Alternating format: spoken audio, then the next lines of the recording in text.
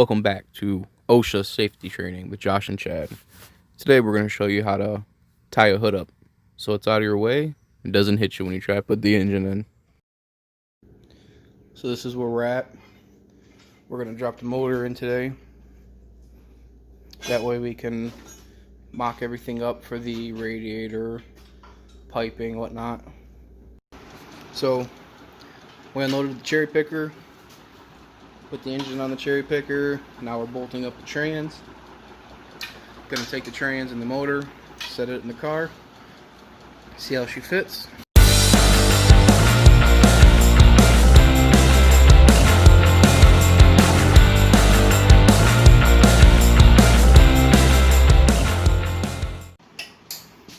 So we got the motor in there right now.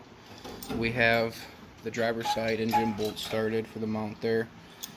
This one's kind of giving us a little trouble, but looks good so far. We got the trans in there. You've seen that go in. It's looking good so far. So we finally got them. Yep. She looks good sitting in there.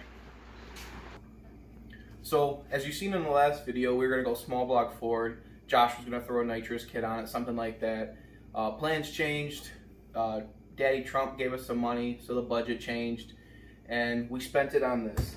Josh's brother actually won this in a Facebook raffle. We snagged it off him pretty cheap, so we decided to run with this. It's going to really wake up that junkyard L33. It's going to be a lot of fun.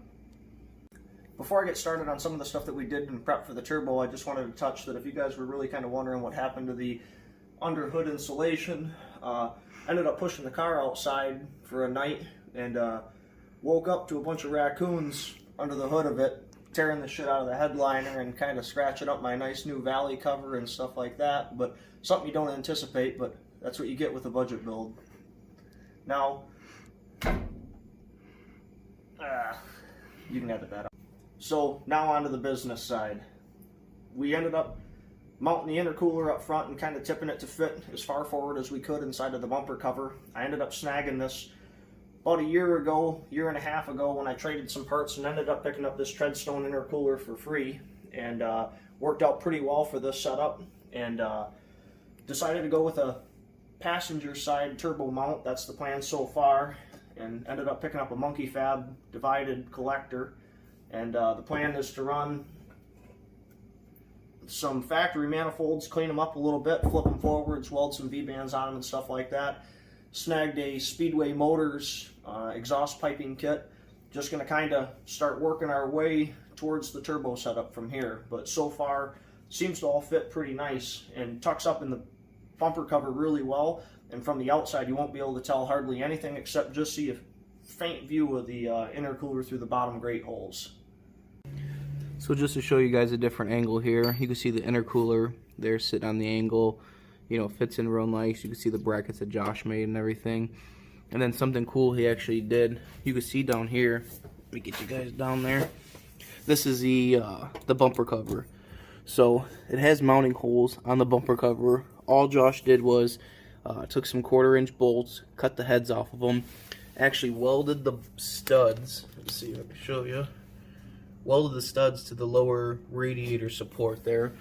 That way we can just push the bumper cover on, throw nuts on it, and then, you know, it'll fit perfectly, nice and tight. Again, you can see the brackets he was talking about. Should fit real nice. The radiator fits in there real good. Everything's tucked away, and it should make it for, you know, optimal airflow for what we need. So here it is on the ground. Pushed her outside. Finally got a roller now. Take a look at it. Don't mind the gas tank cover hanging. She's a work in progress. So as you can see, it's got a pretty good stance.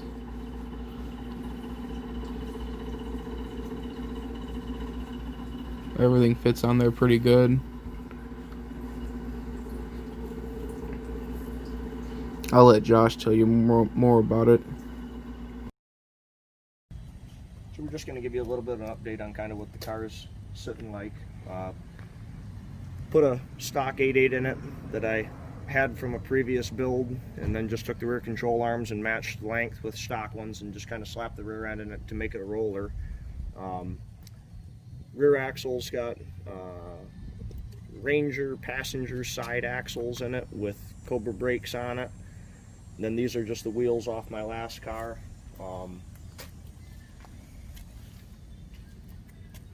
Took the front suspension and dropped it basically as low as it would go, and then just trying to get it to where stuff will clear, and had to hammer tub the rear tubs a little bit to get the tires to fit. These are just 275s, so it's going to end up rubbing kind of with whatever until we hammer tub it a little bit more. But the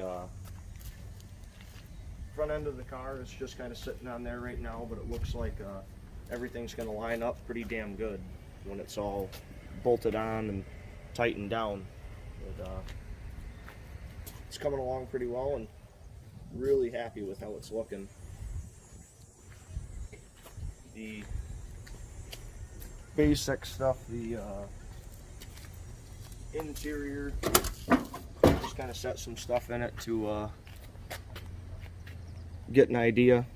And dash pad, we got that at National Parts Depot in their scratch and dent section. I think it was $100 or something like that, just one of the looks of the draw. And you can't even tell that the red doesn't match the blue. But the seats and stuff, a friend of mine at work had a stock set of blue seats that are in really, really nice shape that we're gonna find seat tracks for and slap in it, and start kind of picking away at getting the interior buttoned up and as close as we can to stock within reason, and giving us a little bit of motivation seeing the car outside on the ground actually making progress. But seems to be coming along really, really well, and it's looking pretty cool. We've also been spending a lot of time working on the Chevelle, so we got an update video coming soon of all the progress on this.